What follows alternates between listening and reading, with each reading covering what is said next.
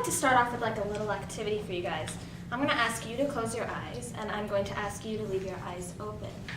Now with your eyes closed, which you probably won't be able to do, would you read this out loud to me, please? Students with visual disabilities leave school without having mastered the skills or knowledge essential for, parentheses, their future, American Foundation for the Blind. Now open your eyes. In front of you, I have two of the exact same index cards with the exact same letters on it. However, you would not have been able to read this had you not read it out loud. My name is Brianna, and I have been volunteering with Learning Ally, which was formerly Recording for Blind, the Blind, and Dyslexic.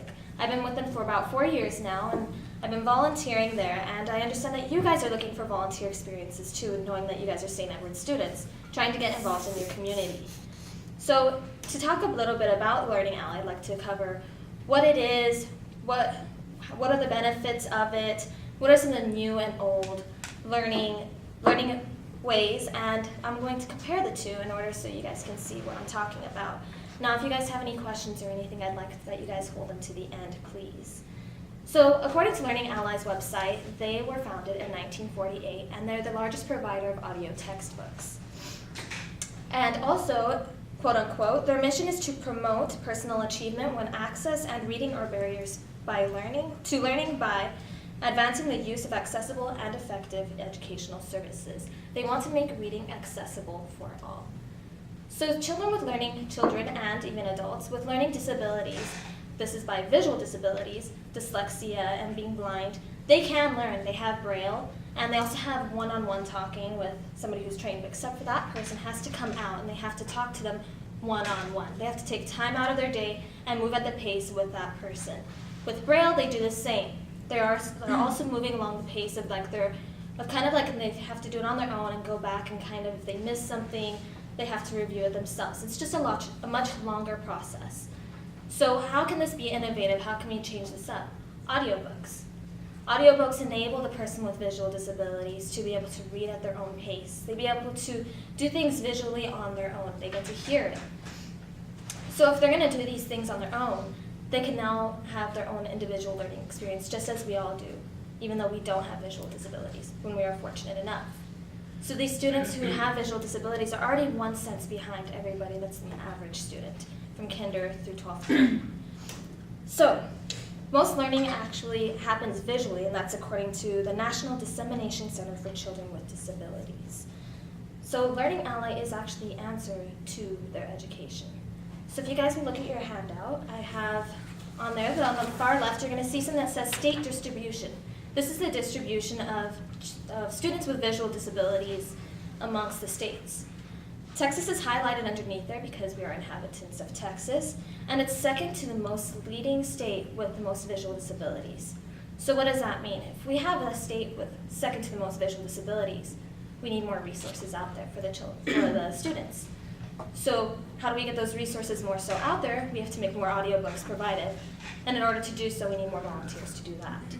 Also in the center, I have a graph, and telling from that graph conclusively that 1 in 3 Americans have visual disabilities by the age of 65, and that's by the National Foundation for the Blind.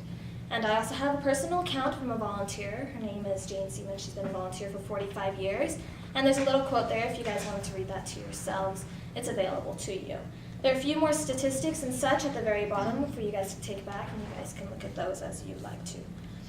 So the visually disabled children, now that they have audiobooks, they can now move at their own pace, just as I had said before. So in order to do so, we need to create these audiobooks. And to create these audiobooks, you volunteer at the foundation and the organization Learning Ally. It's really minimal time requirement. You go in and you can make your appointment the day before according to your own schedule. They're an hour-and-a-half sessions. You have a break in the middle.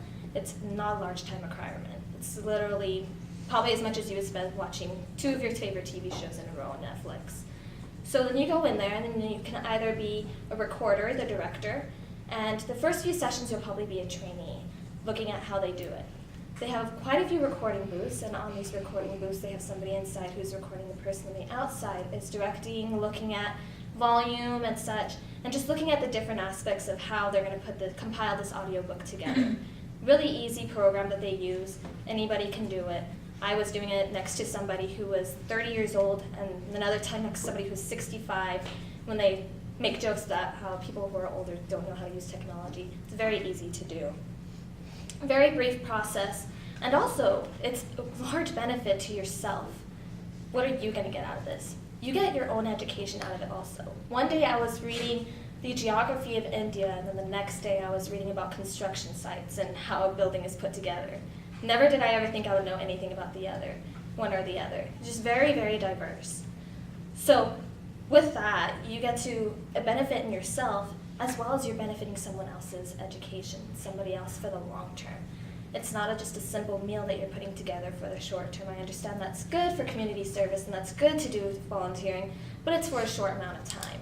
It only benefits the person for that one meal. Whereas you're going to benefit this person's life with an education, making it easier for them to learn. So I ask that you guys volunteer at Learning LA. Take some time out of your day. An hour and a half is not a lot. Anywhere can fit in any of your crazy school schedules or whatever else you're doing. And with your guys' volunteer work, I really see that I have a vision that no one will be left behind. There's a visual disability, despite that, someone can be able to move along at the pace of an average student. They're going to be able to leave school with the materials and with the advantages that they need to have a successful life. Thank you guys for listening, and I ask if you guys have any questions.